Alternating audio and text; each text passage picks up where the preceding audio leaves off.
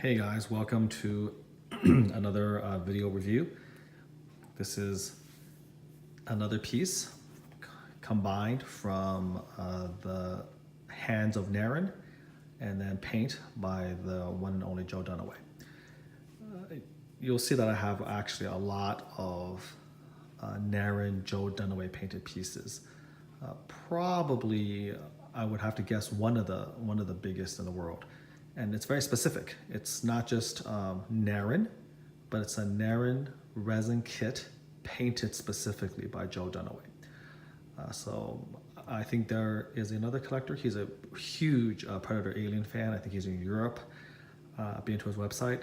He has, I think, every Predator kit like ever made, ever cast. But I don't think any of them are by Joe Dunaway. And of course, Joe has painted a lot of wonderful pieces over the years, and not all of them are Narin. But I have, I think, probably the world's biggest collection of Narin Joe Dunaway collaborations. Not that you get a prize for that or anything like that, but again, kind of shows you how big a fan I am of their work. And I kind of see myself almost as taking up the mantle that Dan or Richard of PredatorStuff.com used to have. You know, he made a couple YouTube videos, gosh, almost 10 years ago, where he sort of just went through his collector's cabinet and showed all these pieces. And I remember I was just blown away by all the different types and kits, busts, and all of them painted by Joe. And now, almost 10 years later, I found myself with a collection that is now probably bigger than even his at the height of it before he sold all of it. So here we are. Let's talk about this one. This is from the movie Predators. This was the last movie they made. They're about to release a new one called The Predator by Shane Black. But this movie was the one before it. It's called Predators, and it's known for starring Adrien Brody, who is a Best Actor winner, Oscar winner, for his role in The Piano. So I don't know what that was all about, but you know, the movie definitely landed its acting, kind of like, it's legit actor if you think about it. And I don't know how many Oscar Best Actor winners then went on to star in like a Predator film. So that was pretty cool. I saw it. I didn't love it. I thought it was okay. I think a lot of these movies are trying to somehow deliver a bigger, badder Predator or a more impressive one, make him bigger, make him more fierce, not understanding, I think, sort of what made the original so great. And even, you know, the P2, I don't enjoy the P2, the City Hunter. I don't like it quite as much as the Jungle Hunter, but it was okay. But the AVP ones, I really don't love those designs that much. And I think a part of it has to be that maybe Stan Winston wasn't involved after P2, and there's still just that little bit of magic that he and his team bring to their work that touches me at least. So this is one of the Predators from the movie Predators. He's sort of like the biggest alpha. He's the Berserker. And you know, this is the guy who is like bigger than even the regular Predator. I think these are called like super Predators. There was like a Falconer, a Tracker, and then of course the leader of the pack was the Berserker. And in the movie, the guy's coloration is a lot different. He is painted bright red, and I really dislike that particular color. It just kind of screamed to me more like a peacock or something like that. I didn't love the bright garish colors from the movie, and so when the opportunity came along to get this, I did ask Joe to just sort of put his spin on it, give me the regular Predator coloration, which he does so well, skip the red. And the funny thing is, I think there was only 2 of these that he painted, and both clients, myself and the other guy, independently asked for the same thing, which again shows you how, I guess, unpopular that red is among some of us Predator fanatics. So here goes. I didn't love the actual design, but Narin did such an amazing job sculpting it that I had to have it. And so, the compromise was, we're gonna get a Berserker Predator, just not the one from the movie. That's how I sort of see it in my mind. So there's quite a bit to talk about. It's very imposing. It's 1/6 scale. Narin, most of the time, sculpts in 1/6, mainly because he basically doesn't sell these. He's not a sideshow, or he's not a company. He sculpts them, he molds them, he casts them, he sells the resin casts, and a quarter scale resin cast would just be too much material, too much money to ship. It just complicates things. And so the sweet spot for, I think, independent resin creative, like garage kits, is still at the 1/6 scale level. If you're going to go above that into the 1/5 or 1/4 scale, you better have a lot to say. Your work and your art better justify that extra size and extra cost. So he's very big, even for a 1/6 scale, tall, imposing, one of the bigger predators. And as you would expect from Narin, he is exquisitely movie accurate. It's always a joy and a wonder to see Narin recreate these predators so accurately and so amazingly. It basically rivals the official maquettes and sculpts from the actual special effects companies who have access to the original props. And he just has a wonderful eye for this type of thing. And of course, Joe, the Predator Master, brings it to life with the depths of his detailing and his paint. So number one, I got this because it looks amazing.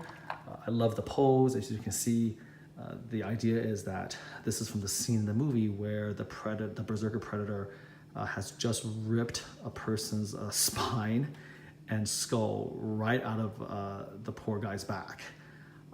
And so Narin chose to recreate the scene, and he's just kind of about to raise his head up to the heavens and scream, and this war cry. His hands are about to come to the side, and in one hand, of course, is gripped this gruesome skull and spine. So let's go over this little by little. Instead of going from the bottom up, I'm gonna go from the top down. So here we go. Here he is with the mask. And of course, what makes him famous is the jaw, the bone jaw on the outside of the mask. You can see the scar pattern on the face mask. Here's his cannon right over here. These are dreads that are sort of like rubbery.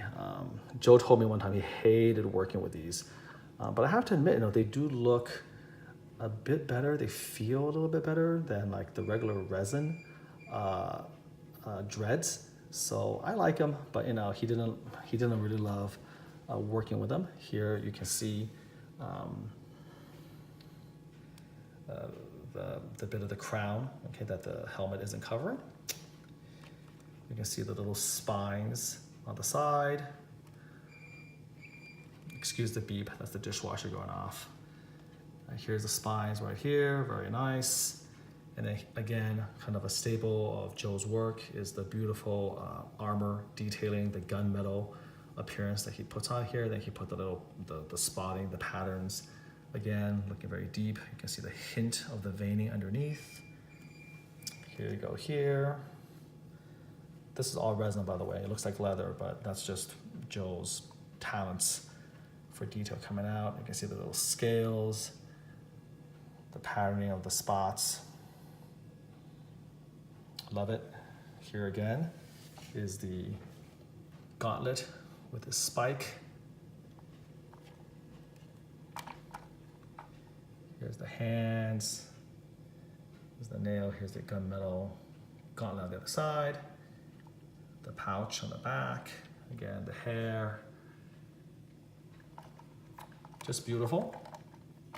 Now for this particular piece, one of the things that Joe does so well is that he's able to key his work in such a fashion that most of the seams are hidden very beautifully. I think part of it, obviously the credit has to go to Narin, and then the other part of it is to Joe, who kind of modifies it and thinks of very clever ways of putting it together. And believe it or not, the vast majority of the pieces that Joe ships are so intricate, but they come to me without damage. And part of the reason that he's able to do that is because he puts them into separate pieces, and then he puts them together in a way where no joke, you're able to actually get these figures and these statues to, to kind of stay put without using a lot of glue. So I really love kind of that aspect of it.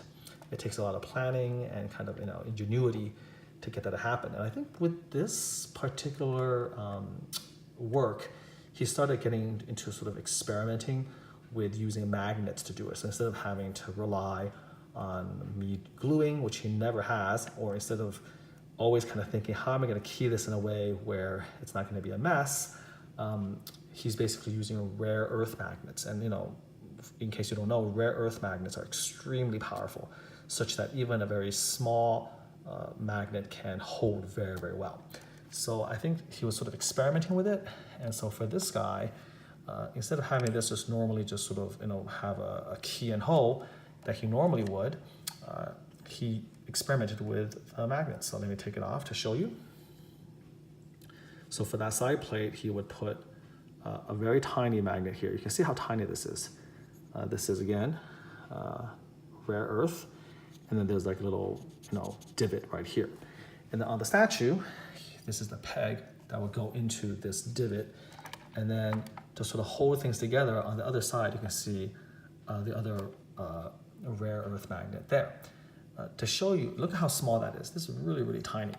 And so the way it goes on is you just basically put it in, you line up the peg with a hole, and then the magnet does the rest to hold it on there. To show you how powerful the magnet is, even at that size, which is I think about, I would have to guess, a millimeter in diameter. Over time, when I was getting the statue ready to review, I found that the magnet had actually torn this off of the statue and torn the paint, the dry paint right off. But that's nothing, it's easy. I put a little bit of super glue on it and then put it back on. It's good as new, but it shows you the power of that magnet that can actually rip dry paint off of the statue. So I think that is actually pretty amazing. So again, I'm gonna put it back on. Not much to it, line it up, and then we can hear the magnet snap it back into place. So I think that works really well, and I hope that Joe does use it in future kits if it's appropriate.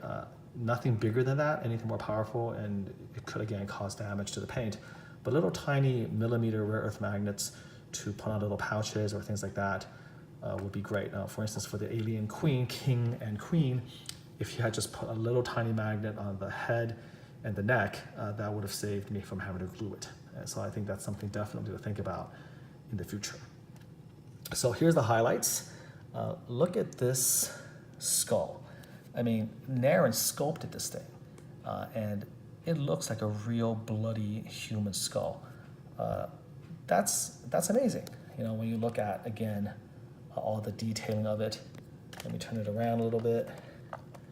Look at this thing. And then the spine attached to that. I mean, this is truly gory, and very accurate. Have obviously some background in anatomy, and this is pretty darn accurate for a human spine. You can legitimately believe that this was torn from the back of a human being. And where did he get it from? This is one of the highlights of the piece, and also very gory, from this guy. So the base actually has the dead body on it, and it is just an amazing thing. I do appreciate unique and original art design, and just look at this thing. He sculpted a skull and a spine, and then he sculpted a human body with the spine ripped out from the rib cage. So you can see sort of the detailing of all of that. I mean, that's amazing. And then of course the head is just mush because the actual skull had been ripped out as well. You can see a little bit of a leftover ear. Again, crazy. I'm trying to angle so that the phone doesn't get in the way of the light. So here you go here. I mean, look at that. Look at the detail of the actual ear. He sculpted the ear, and then sort of this bloody, gory mess. I mean, this base is amazing. And then of course, Joe did an amazing job painting it. You can even see the little tiny flicks of red still sort of splattered around here. And then of course at the bottom, Berserker from the movie Predators. Aside from that, I mean, it's just a regular, rock base, obviously. Here's the arm here. Take a look at the leg detail.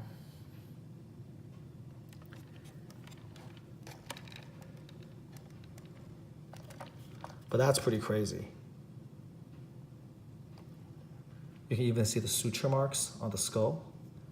I mean, again, as someone with a background in head and neck surgery, that is a crazy amount of detail to put into this sort of thing. I mean, Narin did an amazing job, in my opinion, sculpting all of that. Here you can see the actual mandible over here.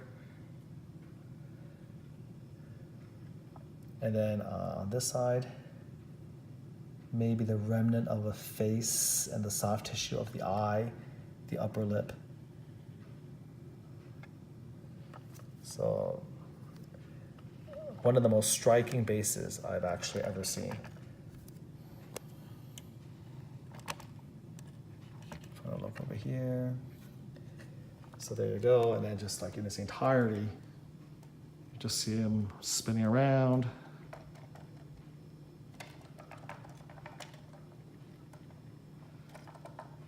And that's magnificent. And if that wasn't enough, I'm going to push this in the back now. If that wasn't enough, I mean, the statue itself, I think, is already just kind of a masterpiece. When you look at the pose, the size, the detailing, Narin's usual attention to detail, and then of course the dead body at the base and all of that. That's like already an amazing thing. But on top of that, he also gave you this change of head base. And so this Berserker statue obviously comes with two heads. One is with the bio mask on, the other without it. And so poor Joe had to take care of the dreads 2 times, right? One for each head. It was like driving him crazy. So did a great job with that. And look at this. So this is right here. Look at all the detail that Joe put into this thing, the glistening, veins, the teeth, the jaws, the eyes, all the quills on the side. Just fantastic. And Narin included a gorgeous base for the change of head. So there's a big trend in statues these days to give you change of heads. And for a lot of these Predators, it's sort of almost mandatory because both looks are so iconic. You have, of course, the unmasked version. Everybody wants to see the jaws and everything. I mean, that's the iconic Predator look, right? The jaws gaping open. So everybody wants that. But at the same time, the biomask look is also equally iconic. And so for a lot of Predator pieces, they have to include the change of head in order to showcase both. And so it's really, really nice because if you have a change of head without a base, it's just really inconvenient. Where you're going to put the head, that's always been a problem for collectors who have multiple statues with change of heads. So I think it's a really nice trend. We'll spend a little bit of money and they create this little mini base to put that change of head. And again, Narin outdid himself. This is all the detail. Look at all the detail. This is just to hold the extra head. All the bones over here, the rib cages, multiple rib cages, multiple skulls at the base of it. I mean, he really, went the extra mile to create an outstanding base for this change of head, which he hasn't done for some of his other work. I mean, he created one for instance, Wolverine or Logan, and when I review that piece, I'll show you. And he had a base, but it was very, very basic. Nothing to write home about. Not like this, where you can argue that the base itself is another work of art and really well done. Okay, there you go. Now, I haven't taken this off for a while. I'm a little bit hesitant to do it. I don't want to mess it up, but I think it's kind of hard with one hand. But I think it's magnetized, so you just take it right off. And then you can see where it's supposed to go. And then you just put it back on, just like that. Okay? So nothing fancy. I'll put this onto the side. So there you have it, folks. This is the Narin Berserker from the movie Predators, painted by Joe Dunaway.